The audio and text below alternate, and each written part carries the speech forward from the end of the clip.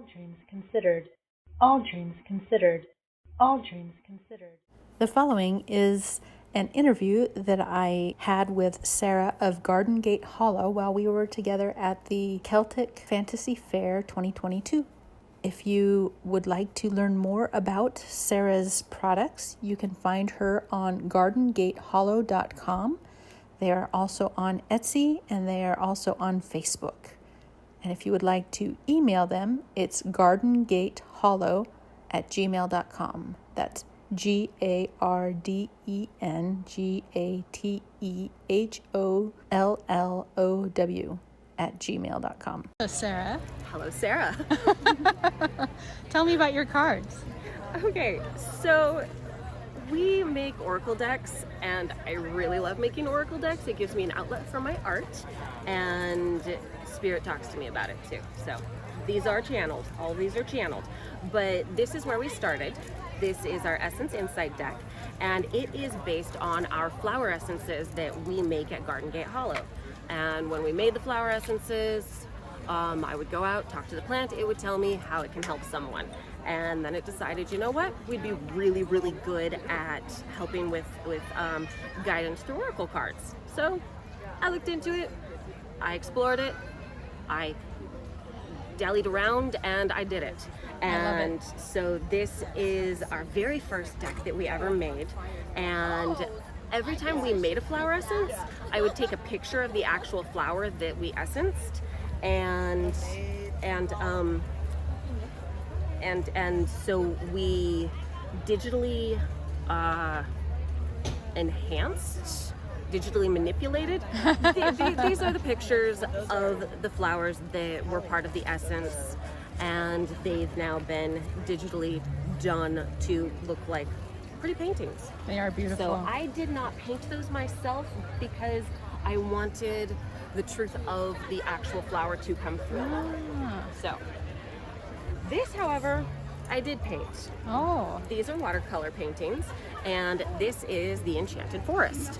And the Enchanted Forest is usually used for helping you figure out pitfalls, hindrances, and helpful things through life. So if you've got like a stretch of life that you're going for, then this will help you with just that general guidance to look and see, okay, so these are things I need to watch out over the next few months or in whatever situation I'm talking about, and these are things that can help me along the way.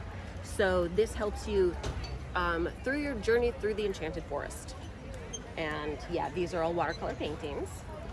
Shadow of the Macabre. This should not be used lightly. Ooh.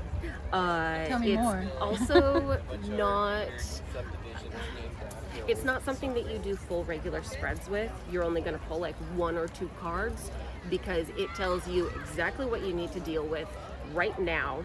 Oh, wow. In your shadow work. Great. So like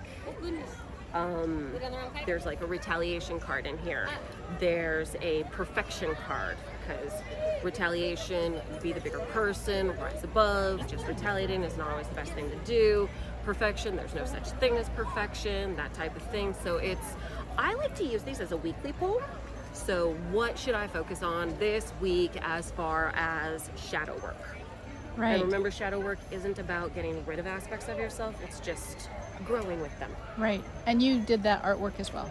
This is also actually digital. Oh, okay. So it's mostly our Halloween decorations. Oh, nice. We went through and we wanted it to have the look of Victorian ephemera.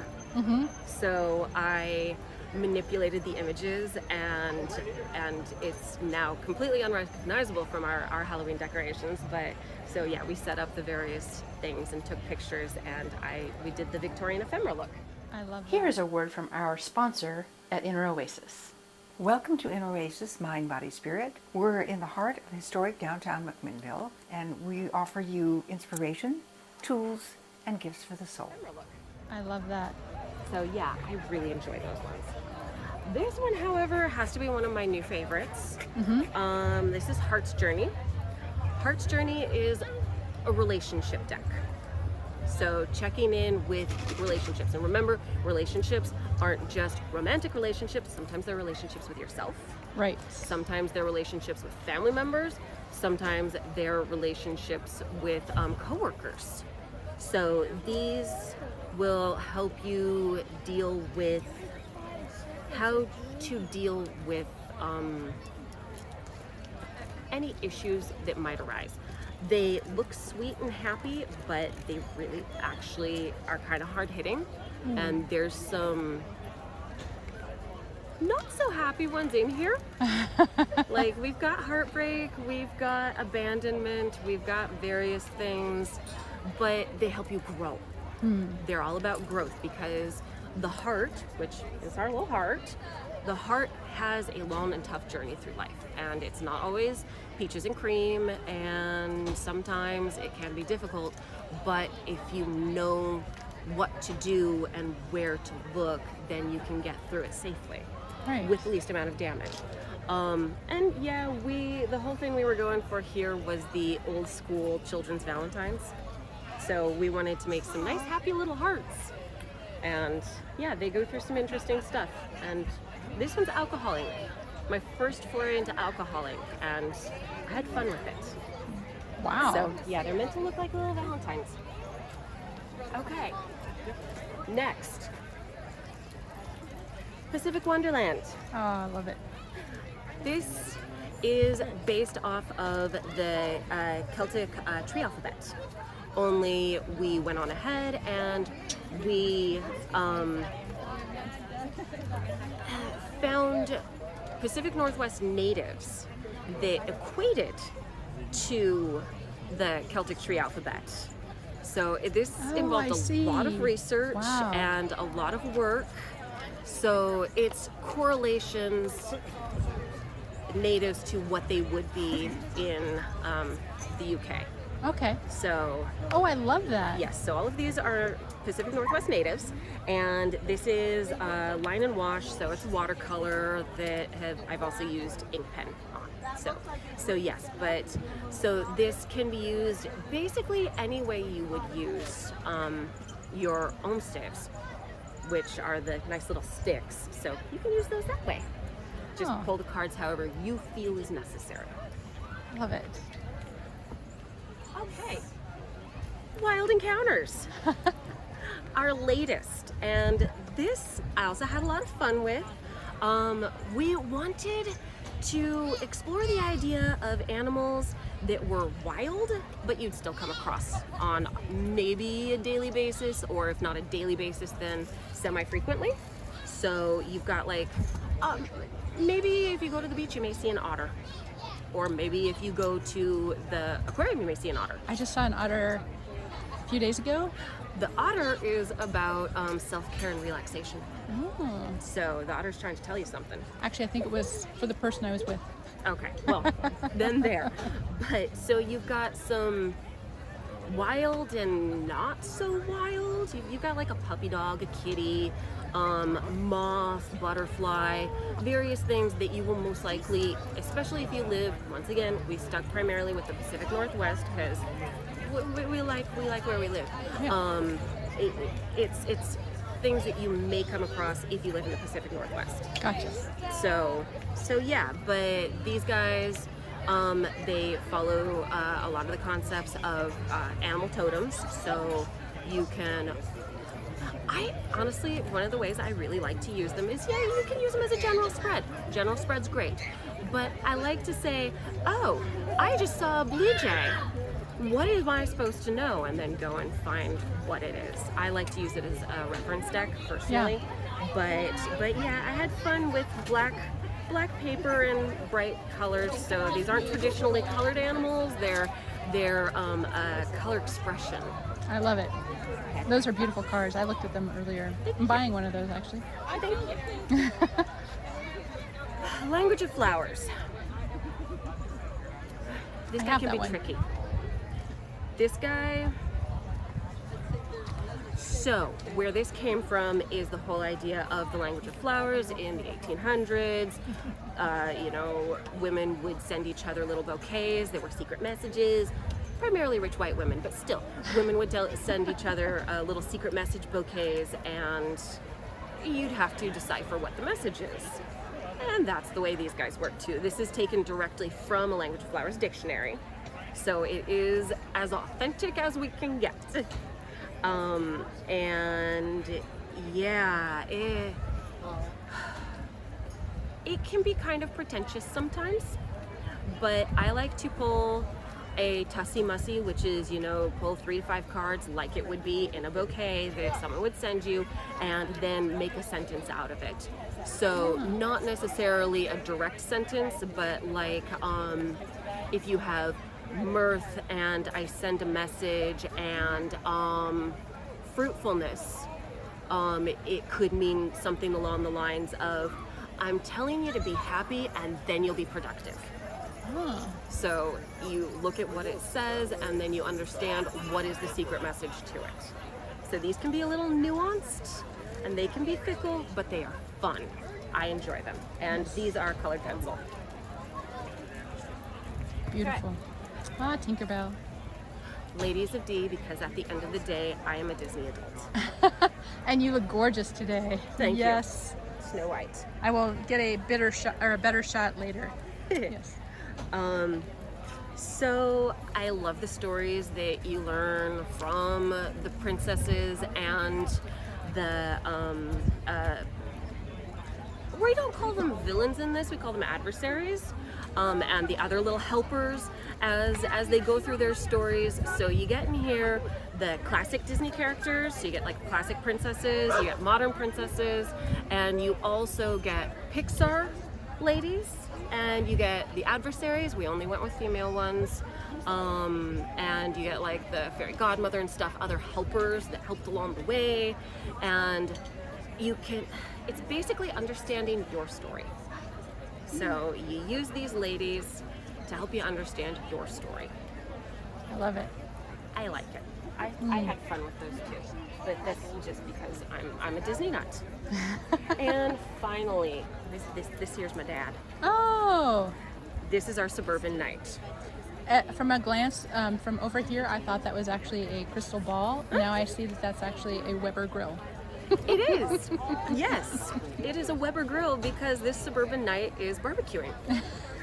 Because we wanted to take the whole idea that chivalry and knighthood is something that applies to the modern day. Right. But how does it apply to the modern day? Things are slightly different. So what are some of the concepts and how would you see them in your everyday life? So we literally took pictures from our family albums and once again, digitally rendered them. So it looks like stained glass. Yeah. So had fun with that. But so it's modern concepts, modern images with classic knighthood stories and concepts. So this is just basically you'd use it for everyday reading stuff, standard basic check-ins and anything like that. I consider this one of our most relatable decks. Wow, I love that. Yeah. So yeah, all the pictures in here are our family pictures. I've got my dad in here, I've got my son in here, and my daughter. All of them are in here. So the cards, so I noticed that on top you've got the booklet that goes with the deck, right? Every deck comes with a booklet that I'm not going to take it out of the cigar band. But, Right. But yes. And then the cards themselves are printed. You said it was a family-owned business, right? Yes, we create all of our designs, what the card is going to look like, and then we upload it to a business. They're out of Florida, and they started as a very, very simple, just making simple playing cards, and now they've actually expanded so that they make custom playing cards, custom board games and everything, and they're a family-owned business in Florida. Oh, beautiful. So I'm keeping it in the United States. I see people are wanting more. The one thing I wanted to ask more about was the Dice of Enchantment. Dice of Enchantment. Okay. The Dice of Enchantment came out because we play D&D. Got our family weekly D&D game. It's awesome and wonderful. And yeah, so we decided to see how you could use these for reading. Right. So I assigned each dice a concept. See, comes with a cute little book. So like the D4 is utilizing the elements. What's the elemental nature of an issue? So earth, air, fire, water, you know, like air is thoughts and communication, fire is emotions and passion, and earth is physical stuff, and then water is also emotion, but more so softer emotion than fire. Fire is the rigorous stuff. So you start with that, and then you've got your D6, which tells you where that problem is coming from. Is it coming from you? Is it coming from an outside source? Is this a communication breakdown? Is it a connection with spirit? Is it anything like that? So you got those, and then it helps you deal with it. So the D8 tells you what steps you need to take. The D10 tells you how difficult is this going to be for you on a scale of 1 to 10. Oh, wow. D12 utilizes the seasons. So you've got 2 through 4 is spring and everything associated with spring. So new things, new growth, beginnings. What is it? 5 through 7 is summer. Summer, think about what happens in summer. You've done all the hard work, so now it's time to just kind of wait. It's the waiting. And then you've got the fall and the winter. Fall is all the harvesting. Winter is introspection. So it gives you what to do with that. And then we've got our lovely D20, which is loosely aligned with the major arcana. Oh, so right, because that's 22, but yeah. Hence loosely. Gotcha. So you've got whatever number you roll helps you deal with the whole outcome of the whole thing, and gives you the equivalent of a major arcana card to help you with that. So I love that. We created this because honestly, you can never have too many dice. Right. I love it. So yeah. Thank you for doing this for me today. Thank you so much for asking. My pleasure. All dreams considered. All dreams considered. All dreams considered.